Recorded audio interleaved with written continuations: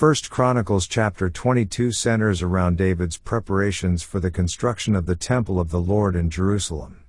David, recognizing that he is not permitted to build the temple due to his involvement in many wars and shedding much blood, turns his attention to laying the groundwork for the project. The chapter opens with David assembling the leaders of Israel, including the officials, commanders, and captains, to share his vision of building a house for the Lord. David expresses his earnest desire to build a temple that would honor God's name and serve as a permanent dwelling place for the Ark of the Covenant. Although David is not allowed to build the temple himself, he takes proactive steps to gather resources for the construction. He amasses a vast amount of materials, including cedar wood, stones, and iron. Additionally, he encourages the people of Israel to contribute generously to the project. David's commitment to providing abundant resources highlights the significance he places on the construction of the temple and his desire to facilitate its realization. His emphasis on the importance of the temple underscores its central role in the worship and spiritual life of the nation. David also involves his son Solomon in the project, declaring that Solomon is chosen by God to build the temple. He provides Solomon with instructions, emphasizing the need for Solomon to be strong and courageous in carrying out this divine task. David imparts wisdom to his son, urging him to observe the statutes and commandments of the Lord. This chapter serves as a pivotal moment in passing the responsibility of building the temple from David to Solomon, ensuring continuity and fulfilling God's plan for a permanent sanctuary. In conclusion, 1 Chronicles chapter 22 portrays David's determination to contribute to the construction of the temple, even though he is not allowed to build it himself.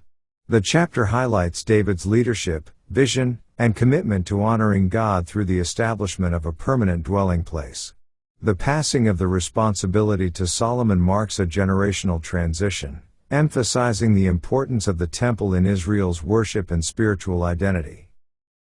Let's now read 1 Chronicles chapter 22.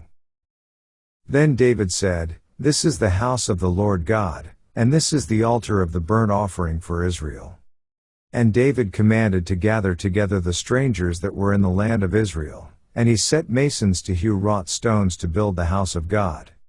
And David prepared iron in abundance for the nails for the doors of the gates, and for the joinings, and brass in abundance without weight.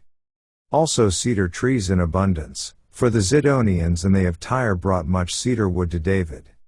And David said, "Solomon my son is young and tender, and the house that is to be builded for the Lord must be exceeding magnifical, of fame and of glory throughout all countries. I will therefore now make preparation for it." So David prepared abundantly before his death. Then he called for Solomon his son, and charged him to build an house for the Lord God of Israel. And David said to Solomon, "My son, as for me, it was in my mind to build an house unto the name of the Lord my God. But the word of the Lord came to me, saying, Thou hast shed blood abundantly, and hast made great wars. Thou shalt not build an house unto my name, because thou hast shed much blood upon the earth in my sight.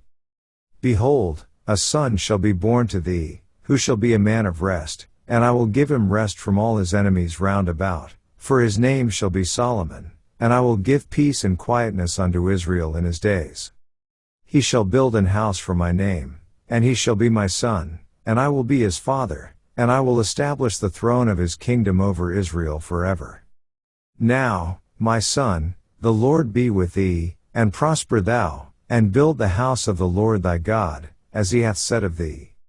Only the Lord give thee wisdom and understanding, and give thee charge concerning Israel, that thou mayest keep the law of the Lord thy God.